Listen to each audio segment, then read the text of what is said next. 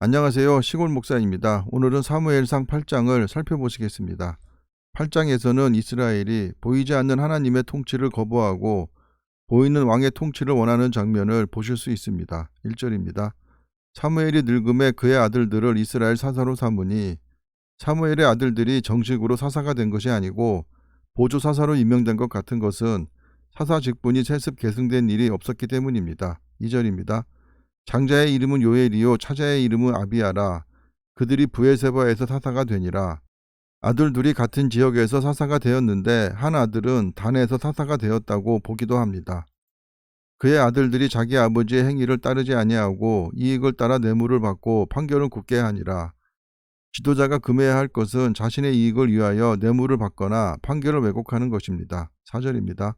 이스라엘 모든 장로가 모여 라마에 있는 사무엘에게 나아가서 그에게 이르되 보소서 당신은 늙고 당신의 아들들은 당신의 행위를 따르지 아니하니 모든 나라와 같이 우리에게 왕을 세워 우리를 다스리게 하소서 한지라.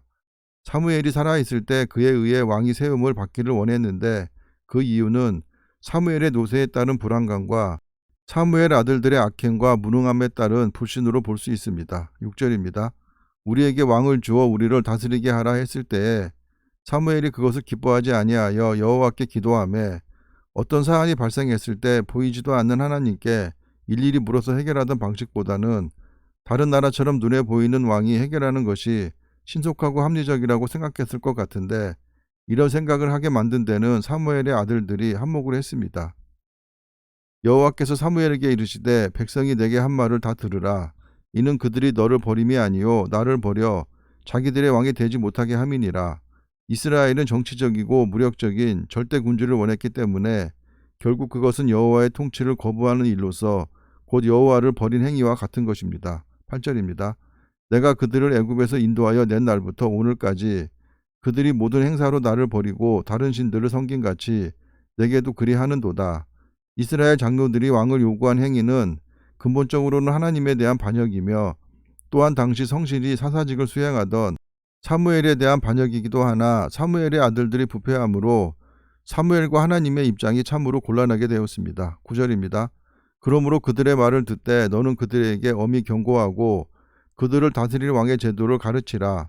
이스라엘이 스스로 택한 왕으로 인하여 후에 고통을 당하더라도 그것은 스스로 가져온 것이라는 점을 못 받고 있습니다. 10절입니다. 이르되 너희를 다스릴 왕의 제도는 이러하니라. 그가 너희 아들들을 데려다가 그의 병거와 말을 어거하게 하리니 그들이 그 병거 앞에서 달릴 것이며 왕의 병거 앞에서 달린다는 것은 왕의 신변 보호를 위해 경호를 해야 한다는 것입니다. 12절입니다.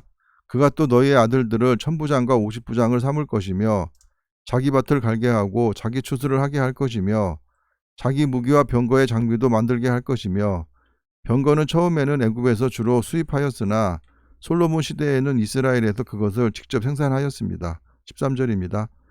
그가 또 너희의 딸들을 데려다가 향료 만드는 자와 요리하는 자와 떡 굽는 자로 삼을 것이며 젊은 여자들까지도 징집하여 그들의 노동력을 착취할 것이라는 경고입니다. 14절입니다.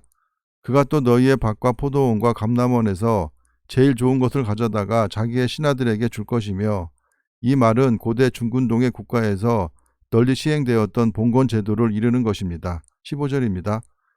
그가 또 너희의 곡식과 포도원 소산의 11조를 거두어 자기의 관리와 신하에게 줄 것이며 여기서 말하는 11조는 하나님께 바치는 11조 외로 왕이 걷는 세금을 말하는 것으로 현재를 살아가는 우리가 국가에 내는 세금과 같은 것입니다. 16절입니다.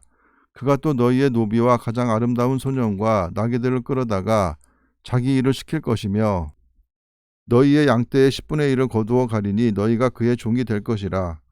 그날에 너희는 너희가 택한 왕으로 말미암아 부르짖되 그날에 여호와께서 너희에게 응답하지 아니하시리라 하니 백성이 사무엘의 말 듣기를 거절하여 이르되 아니로소이다.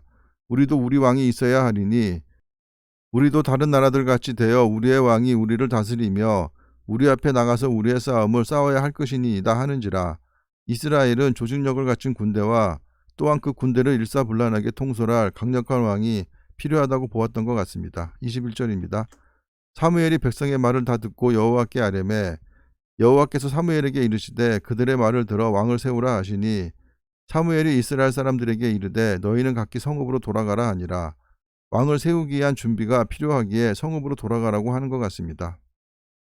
이스라엘은 여호수아 이후에 대제사장과 지도자들이 백성들에게 율법을 가르쳐 지키게 하지 않으므로 백성들이 이방신을 섬기게 되었고 그들의 삶은 윤리적이나 도덕적으로 타락의 길로 접어들게 되었습니다. 그 대가로 다른 나라의 침략을 받아 이스라엘에는 탄식 소리가 가득하게 되었습니다.